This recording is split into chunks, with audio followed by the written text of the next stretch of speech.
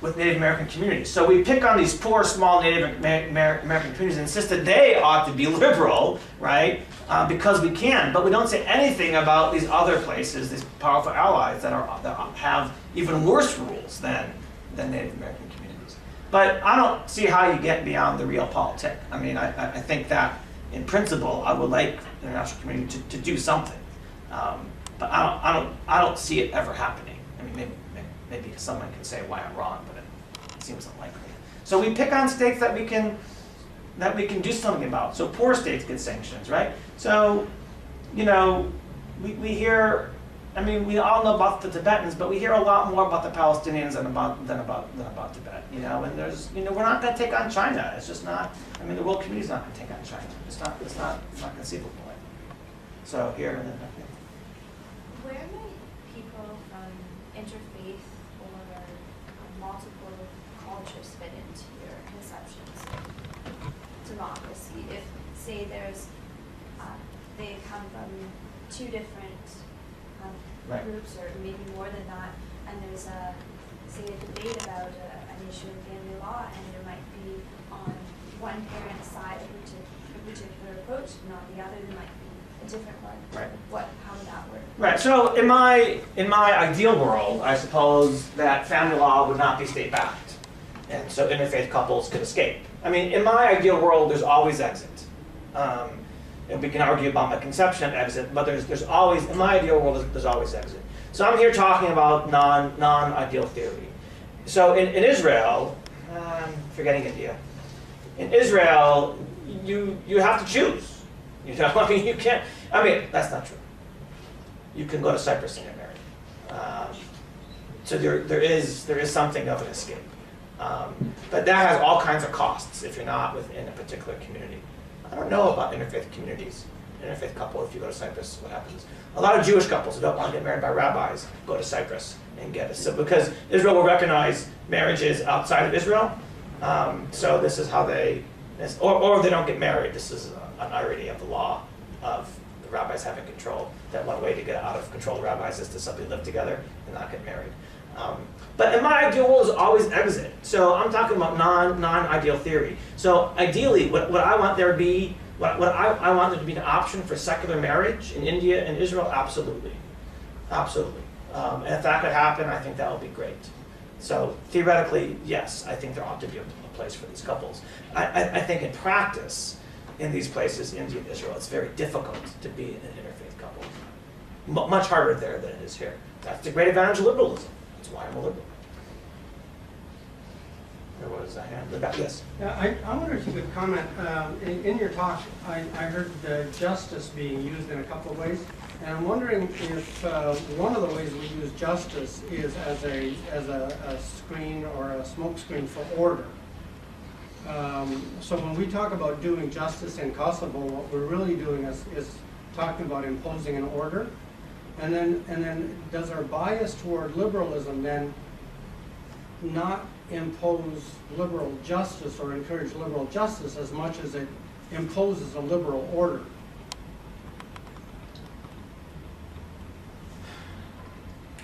Well, maybe.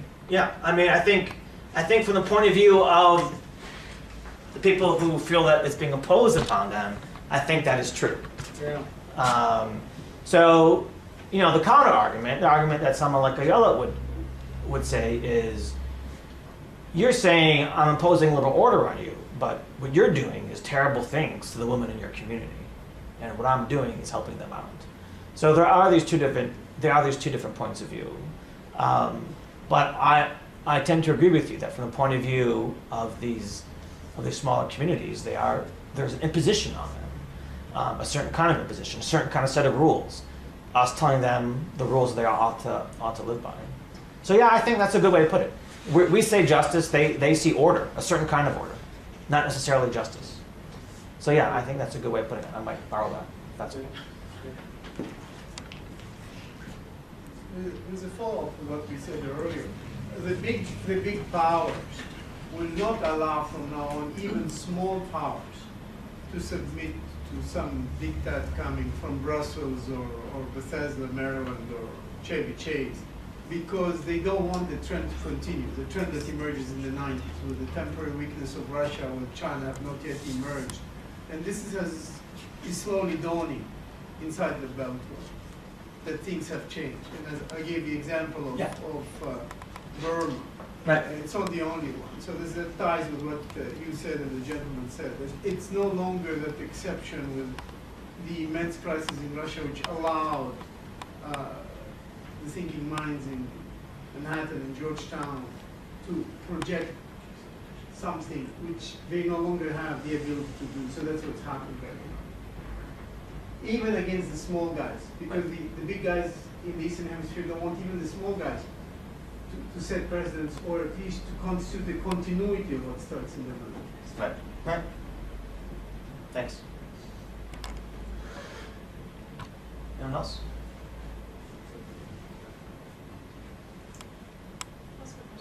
Okay.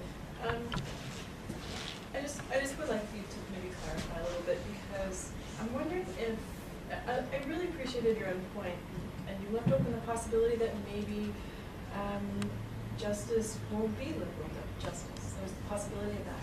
But I'm also kind of wondering if you're secretly hoping, and maybe not so secretly hoping, that everybody does become liberal. And that also would maybe go back to Lauren's question, and just thinking about the place of the liberal groups. Okay, we have room for liberal groups, but there are rules, and are you kind of hoping that eventually everyone becomes a liberal? Well, that's a great question. And the answer is an unsatisfying maybe. The reason why it's a maybe is that when I see another conception of justice that seems to be fair or seems to be fulfilling to a people, then I would say that looks like a good alternative, at least for them. Maybe for us, but at least for them. I don't know what that alternative is. We can talk for a long time about some of the problems of liberal justice and the overemphasis on rights and what that means, and criticisms of liberalism that I'm sympathetic to. But when I try to sketch out the alternatives, and certainly, in the 80s there was the great communitarian critique of liberalism. That's all that it was. It was just a criticism without much in the way of a serious alternative. So when I see the alternative, then I'll think, yeah. But I'm sympathetic both to the idea that small communities, particularly victims of enduring injustice, ought to have protection from the state. But I'm also worried that if they use their power in ways that undermines the equality of rights of women within their group. So, right, I don't want to deny the possibility, but maybe I am hoping. What is it? Yeah, maybe I am hoping that an alternative emerges that seems fair, but until that time, maybe I have a parallel hope that that people will become liberal. I generally don't think of myself as postmodern, and having sort of two ambiguous or competing hopes, at the same time. But maybe I do, and maybe that's part of the open-endedness that I'm urging. At the end of the talk. Was someone wanted to help me out?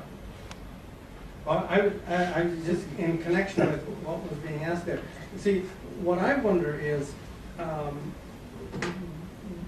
on what basis would you say about another group they're behaving terribly?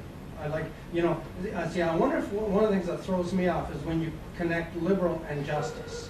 When you talk about liberal justice, and because it seems to me that it's sort of an example of Wendy Brown's talking about tolerance. Is there are all these religious groups doing their perhaps crazy stuff, perhaps acceptable stuff, but it's really the liberals who, in the end, who are going to decide what's right and what's not. And that makes me a bit nervous, I think, or I wonder where that's going to go. Is that a fair comment? Yeah, no, my conception of justice that I'm using here, when I think of a substantive version of justice, is liberal justice. Yeah. There's no question that I am thinking about that I am thinking of them together. Yeah. I think that's exactly right. Partly because I don't know of an alternative conception of justice that is as powerful. Now, you know, we can see there are elements of democratic justice or liberal justice that seem powerful around the world, right? The people in Libya want to get rid of this massive guy. They want to have some liberal rights, right? And I think a lot of us are sympathetic to it. Doesn't mean it's a full-blown liberalism. It may be an alternative kind. But why talk about the people of Libya as wanting liberal rights? Well, I mean, why frame it that way? I don't think I get that connection. Right. Well, you can maybe frame it another way. They want to have democracy of some kind, right? They want to have free speech. They want to have freedom of movement, Yeah. freedom of association. I don't know what else they want, and I don't think they know what they want. What else? If I may say, this has been settled because of the covenants and institutions, including the Universal Declaration of Human Rights in 1948 and other cardinal components of international justice. I mean, if you want any document explicitly convergent to the legacy of liberalism and Anglo-American democracy with its Periclean age roots, it's the Universal Declaration of Independence. Just about every basic right is covered, just to reply to you. And there is still theoretical consensus around this document. Well, so I don't want to go on too long about this. So I'll just say that I don't want to deny the. I mean, you are right. I am linking liberalism and justice together.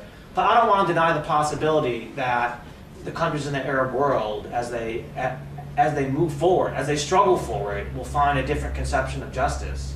That can. I mean, I don't know what will happen. No one knows what will happen. But I don't want to insist that they become liberal. I mean, I think I don't want to do that. But I don't know what else they will become, but I don't think they know what else they want to be. I mean, they don't know, right? I mean, we're in this moment of not knowing, and I'm curious, as many people are, to see how it unfolds. But I don't want to insist that they become like the U.S. Thank you.